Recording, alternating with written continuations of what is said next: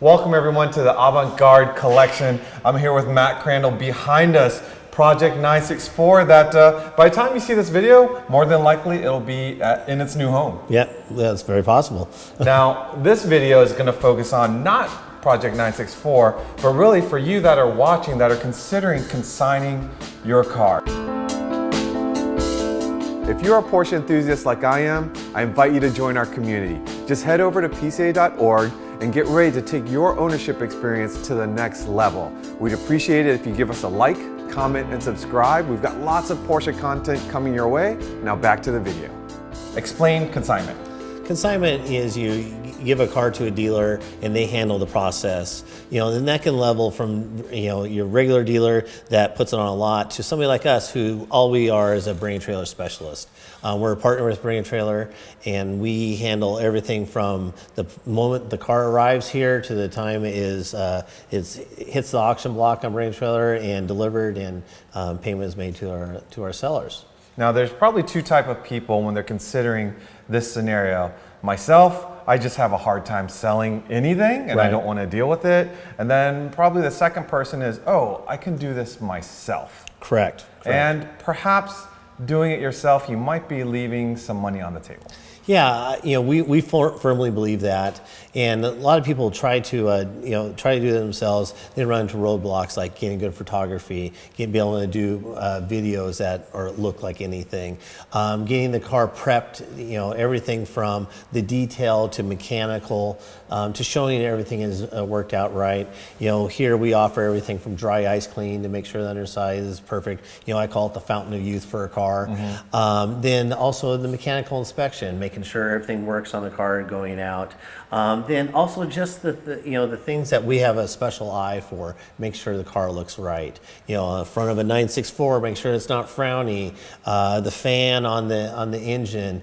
There's just lots of details on every make and model that have just certain things. A lot of them is the stance. There's so many 911, especially air-cooled Euro ones, the stance isn't right, and that just makes all the difference. Yeah, the factory ride height on a 964 is a 4x4. Yeah, absolutely. Might as well be a Safari. Right.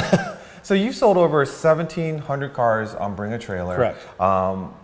When we sent this car to you, we did our best, but we knew it was coming to you to get its final tweaks. Right. And I got to tell you, say that the things that you uncovered and prepared, the final preparations for this car, those little details, that's from your experience. Correct. Of knowing what people are going to ask for or Correct. expect when they look at the car on the ad. Right. Yeah. Again, we have a level of reputation that cars need to be at when they go out, and we're happy to get those cars to that level. But like this car, the sound pad in the back was looking shabby. The fan was discolored. So the details on these cars, everything from like looking at the sound pad to the engine fan looking corroded, the front valance on it, bumper plugs, all sorts of stuff like that. The other thing is, we can refreshen the leather up so it all looks nice and fresh and new. Just the overall detail is just what really makes a big difference. In all these fine little details, we were also talking about the stance and making sure the stance is right. Now, most people know there's like a scale 1, 2, 3, and 4, I think it is, for like quality of cars usually. And like Concours Pebble Beach cars are typically 1. Right. Most people think that the cars are 2s, yeah. But really it's 3s and 4s. Right. For someone to consider consignment, like what level should their car be a minimum? And really, they probably should be at least a 2. We get a lot of 3s. I'm not afraid of finding the right barn find and bringing it in, and like you guys did with Projekt964, going through all the fuel system, getting all that kind of stuff right. We have all the tools and capabilities to do that, especially in our Portland location where we have several Porsche Master Techs and a wide wealth of knowledge and resources there. Now, you said something earlier that I really like is, when you're selling a car, it's your baby, and you think the best of it. Right. When someone's buying a car, they're hoping that they're going to get something that's pretty much perfect and turnkey. But oftentimes, there are things that an owner will overlook or didn't see it as a detail that needed to be done. But as a buyer, you expect it to be get in and go, and that's kind of what you're trying to deliver. Yeah, we want a car to go out, get unloaded off the guy's truck, and everybody being very happy, and not having unforeseen things. We want to make sure all the wipers work, then turn signals work, the horn works, the car drives down the road straight. And that's just part of our prep process and double checks. So when a car comes in, we do a mechanical inspection on the car. We photograph all that stuff, and we'll have interaction with the consignor about, like, hey, we got these X, Y, Z things that need to be handled, so the car brings the most amount of money. Now, I assume that records would help, but records are huge. Is it mandatory though? If it's a newer car. If it's a newer car, it's not as big a deal. But anything older, really having a paper trail, a story, COAs or PPSs or Cardexes, or all those type of things is really great. And that's stuff that I can also help find and research. I spend a lot part of my day researching a car, trying to find out all the little things I can on it, so we can write the best story and describe it the best. So it's just, people like to feel more fuzzy about what they're buying, and that's what we try to do. And you know what to kind of put the spotlight on, like for example, Projekt964 being a slick top, an early car, slick top car, all the unique features on that particular model, you bring it to the forefront. Correct. So that the buyer knows about it. Yeah, exactly. The other thing is, the safety items, making sure the safety items, like use typically fresh tires, make sure the brake fluid's clean, and not old. The oil change could have been, if it needed to be done, is handled. All those type of things. We try to bring the best possible product to the market, so it brings the most amount of money. We really found that having it really prepped really equates to more money. Older cars, bumps and bruises. At what point is an accident or bad paint, bad fender? If it's something that needs it, we're going to handle it. We could have a beautiful 964 come in, but it could be spider webbed on the front bumper, and you're like, we're gonna get this painted and make that look right. Or on the rear wing on these all separate and then they crack. They crack right in the center. Crack in the center. Get those kind of things fixed. We don't want to have anything that makes a buyer hesitate. So again, it's a balancing act of spending a little bit of money to make those things right, and then spending the right money so it brings the big return. But you're also leaving it very honest. 100%. Because you didn't. This was not a restored car. No, it's a prepared car. Yes. But there's little things that if you truly wanted to make it perfect after you buy it, there's little things that you could do. Correct. You can never stop. You can always keep going on anything, especially anything vintage. Accident damage.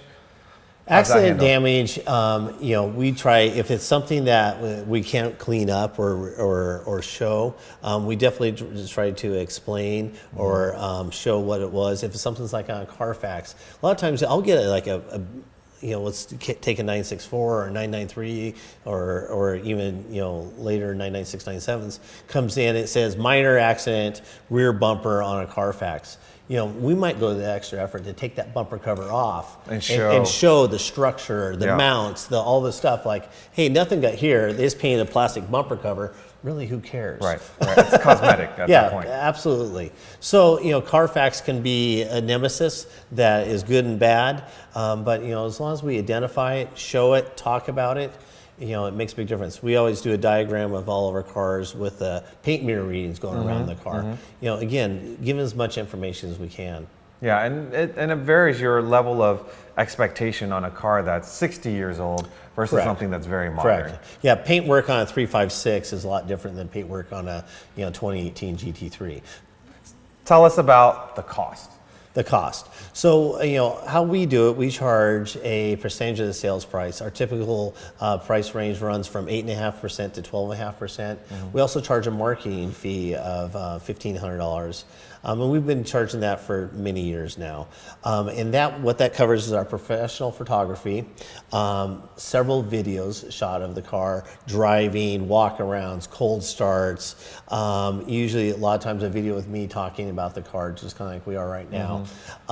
Then we also, we pay the brand trailer fee out of that. We also push out to about 20 other websites to drive traffic to the auction.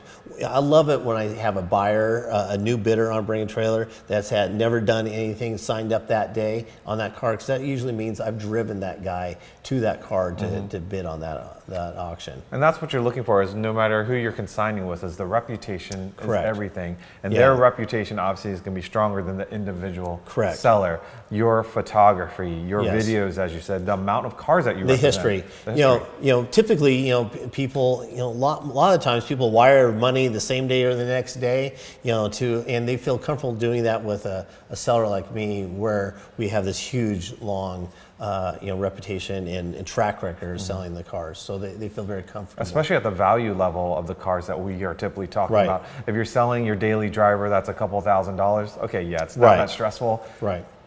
But really, you're transacting with a stranger that might be for a six-figure dollar amount. Correct. And if you have someone that you can trust to kind of Right. make that happen. Yeah, and we'll handle everything from the transportation, the financial, just everything to make it easy on both ends. So now that you've convinced someone, okay, I want to go down this consignment road, what's the first step? First step is, contact us. You can either do it through our website or contact us through Bring a Trailer. I want to tell everybody, if you're doing anything on Bring a Trailer, always use the contact seller button. That way you can get direct with the sellers. Then we have a short conversation. I send an email out asking for a couple pictures and an intake form. Okay. And we get going. All the thing we need is a copy of the front and back of the title, and we just keep going. And cars are shipped here? Cars are shipped here or to our Portland location. And then you go through another inspection? Yeah, that's when we do the actual mechanical inspection. Okay. Yeah. And some people might think, okay, I'm going to hand it over to Avant-Garde or to any other consignment person, that you're going to just step away. You don't actually step away. No, you're no. still very much part of the process. Absolutely. Where we get the first drafts on the listing, we send it out. We're talking about anything we find on the car, and then also during the auction process. Say, a question comes up that for some reason I don't know, that you go, hey Matt, this is what that is.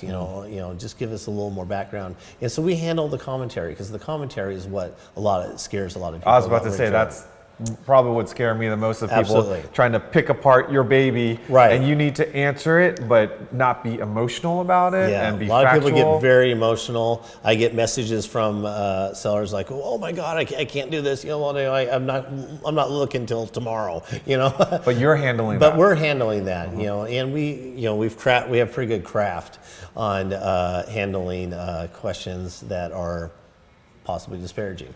And because of your experience and volume, you also sort of have a special process in which you get the auctions onto the platform sooner than an individual. We are a Bryan Trailer partner dealer, which means we kind of have a lot more direct access to the staff at Bryan Trailer. It helps with bringing the car in, setting the reserve, setting their expectations, getting them up quickly, and always having good placement on the site during the week. And once you've gone through all the questions, the final moment, the bids, and it hammers down at the price, money is transaction. How about the shipping of the car? We handle the shipping of the car to the new buyer. We handle just all the transactions. We make sure the title is executed properly, so they have a good title to go to their DMV. If they're in one of our Oregon or Arizona stores, we handle the DMV for them. There's just lots of benefits of how it is. Plus, car gets to stay in beautiful facility and is well taken care of. The big question for a lot of sellers will be reserve or no reserve. Personally, I run all of our cars that we own in my personal cars no reserve. I believe they just get a lot better traction, a lot better feel, a lot better exposure. And people like to know when they're bidding something or they're going to own it. And a lot of times, people will, say, "Oh, I want a reserve." Then we run with no reserve, and 2 days to go, and the car's doing great, like they almost always do. And like, well, let's pull the reserve and announce it. Actually, I don't like to do that. Oh, really? Because then it might make them feel like, hey, well, maybe I'm paying too much, or there's something wrong, or there's this, there's that. Yeah. It actually creates more doubt. So I don't. They're trying to apply like an in-person auction tactic. It doesn't to work. online. It doesn't work. I found it doesn't work. Yeah. So it's either no reserve or reserve, and I don't ever disclose that it's off till it's over. Any bit of advice for someone considering to consign a car? What are some key things? Know who you're working with. Look at their prior auctions and see how they've worked out. Presentation. We spend so much effort on making the presentation good. I think that's what has made 911R stand out on Bring a Trailer. And so if you're going, you get the guy down the street that has done a few and they look like Auto Trader ads, I'd stay away. Yeah. Because the Bring a Trailer buyers are just so much more savvy and wanting 300 photos and having compression numbers and all this stuff. Some people might, there's a lot of dealers that don't even have a lift. So, underside, we spend so much time on the underside, detailing, cleaning, just to make sure everything looks good. There's just a lot of nuances. Yeah, how many times have we probably looked at a good car, but because it was presented so poorly, we just clicked to the next one. Absolutely. Right, so that's what we don't want to do. Those are the ones I look at to steal. There's a buying tip for you. There's a buying tip. There's a buying tip. Yeah, sometimes those really, really bad auctions can be a steal. Work in your favor. Yeah.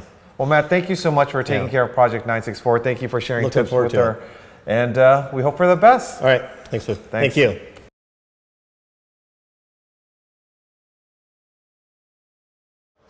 Hi, my name is Josh Bryan, and I am an automotive photographer. In my career, I've probably photographed 5,000 or more cars. It changes daily, but I would say probably about 5,000.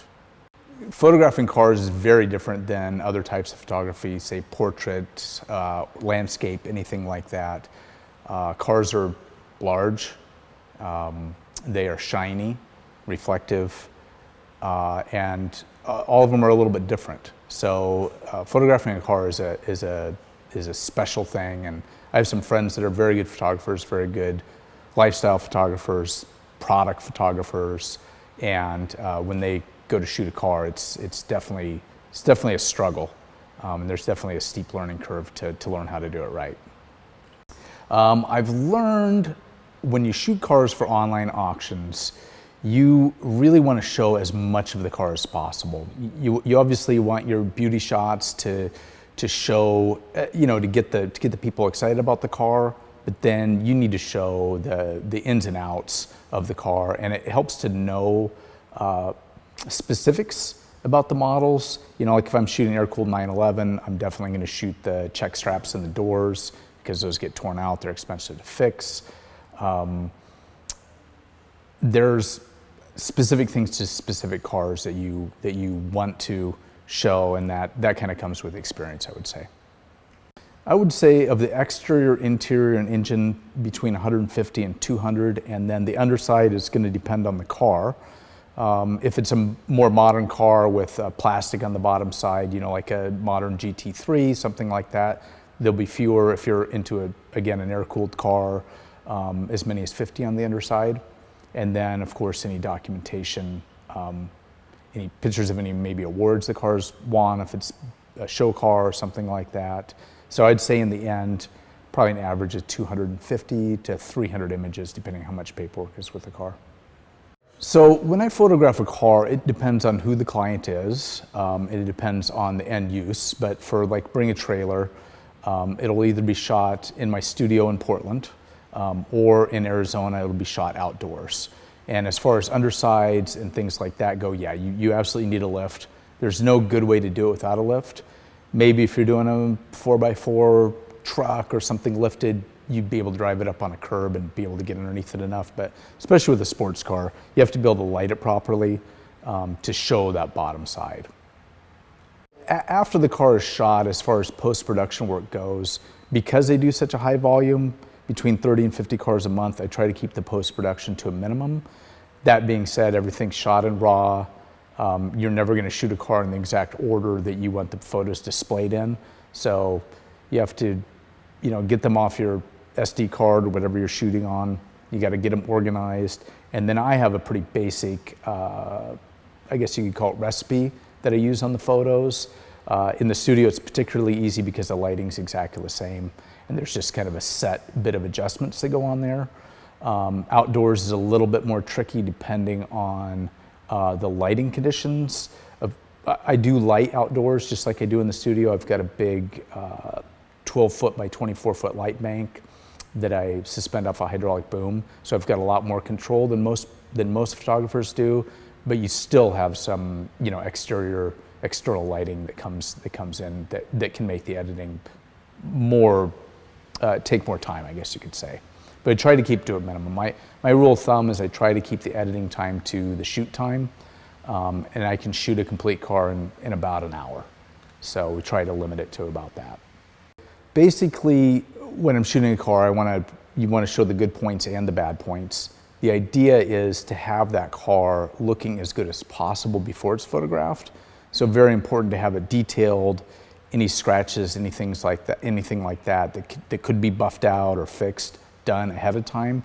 But it's really important to show the flaws as well as the good parts of the car. You don't want people excited or disappointed I guess excited isn't the right word, but disappointed, I guess, when they get that car. It needs to be as represented.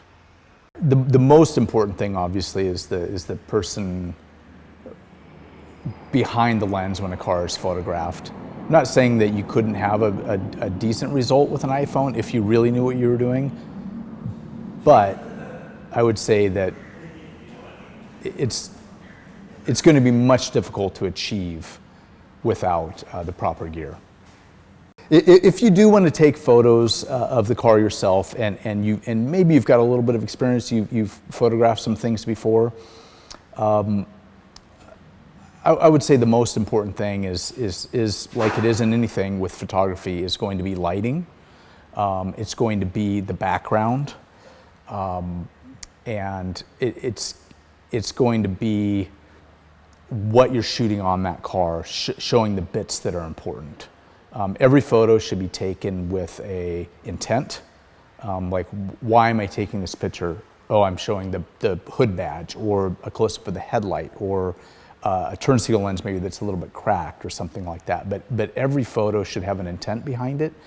And then I think the biggest thing that I see, the biggest mistake that I see people making when they're photographing cars is the background. You know, they've got trees sticking up out of the car. They've got all sorts of things going on in the background that distract from the car and from the images in general.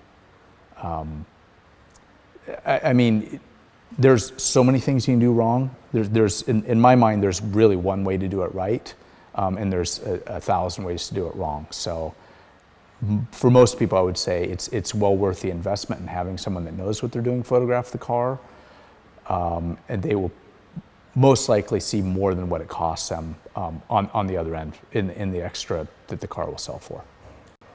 Is when it comes to color, when photographing cars, anything matte, so non-reflective, shiny, is a piece of cake compared to something that's shiny.